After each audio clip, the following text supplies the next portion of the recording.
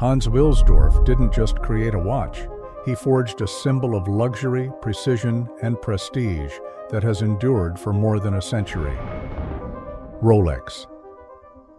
Today, this brand is worth approximately $8 billion and is synonymous with success and status. But the path to this global dominance didn't come easy. It was the product of relentless ambition, a knack for innovation, and the strategic genius of one man. Hans Wilsdorf was born in 1881 in the small town of Kumbach, Germany, into a modest family. By the time he was 12, tragedy struck. Both of his parents died, leaving young Hans an orphan. He was sent to live with his uncles, who sold off the family business and placed him in a boarding school. These formative years were defined by solitude and self-reliance. Hans had no choice but to grow up quickly, to stand on his own. In the shadows of loss, he excelled. He became proficient in languages and mathematics, laying the foundation for what would become an astute businessman with a global vision. By the age of 19, Hans left his home in Germany and moved to Geneva, Switzerland. There, he found work in a pearl exporting company. It wasn't glamorous, but it gave him his first taste of international trade.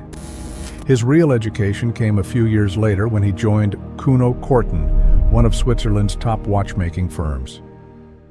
Immersed in the world of horology, Wilsdorf developed a passion for watches, gaining invaluable insights into the intricate details of watchmaking. But before his career could take off, duty called. Hans returned to Germany to fulfill his military service. Once complete, he didn't return to Switzerland. Instead, he set his sights on London, the heart of global commerce at the time. There, he worked for another watch firm, refining his skills and deepening his understanding of the industry. In 1905, at the age of 24, Hans Wilsdorf co-founded Wilsdorf and Davis Limited in London with his brother-in-law Alfred James Davis. The company specialized in importing Swiss watch movements and assembling them into English-made watch cases. Their goal was simple: to create timepieces that were not only precise, but elegant.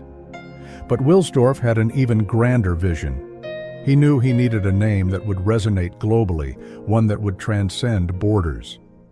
In 1908, after much thought, he renamed the company Rolex. It was a word that rolled off the tongue effortlessly, was short enough to fit on a watch dial, and carried an air of sophistication. At the time, wristwatches were viewed as accessories for women, with men preferring the bulkier pocket watches. Hans Wilsdorf, however, saw something different. He predicted that wristwatches would become the future of timekeeping, and he was determined to make them more than just a fashion statement. He wanted to create wristwatches that were as reliable and precise as the finest pocket watches. This was no easy feat. Wristwatches were small, and their movements were prone to inaccuracy, but Wilsdorf was undeterred.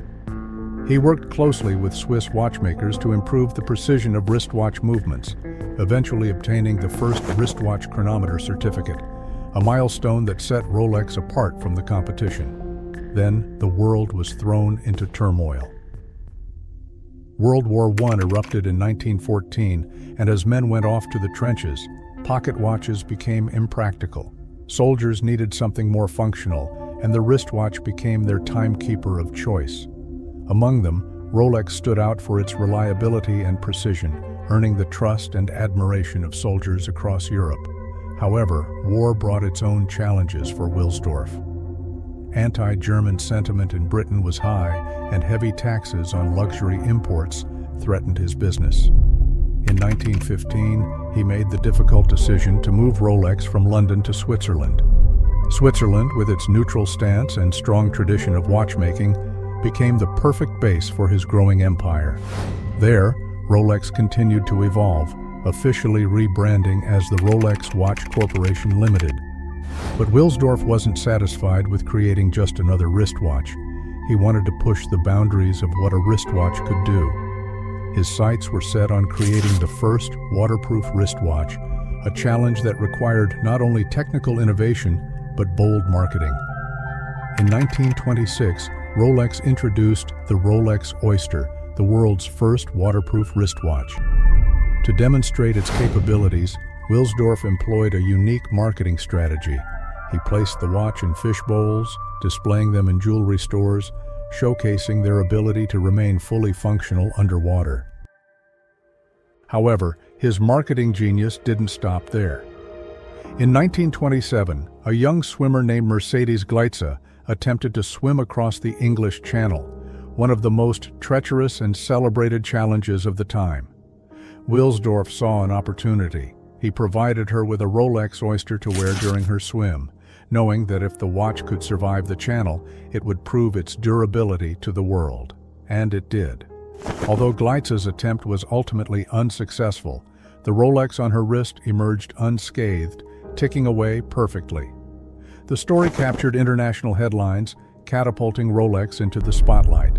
From then on, Rolex became synonymous with durability, precision, and prestige.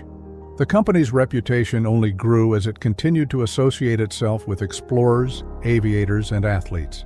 In 1933, when the Everest flight crew made their historic journey over the world's highest mountain, they did so with Rolex watches strapped to their wrists.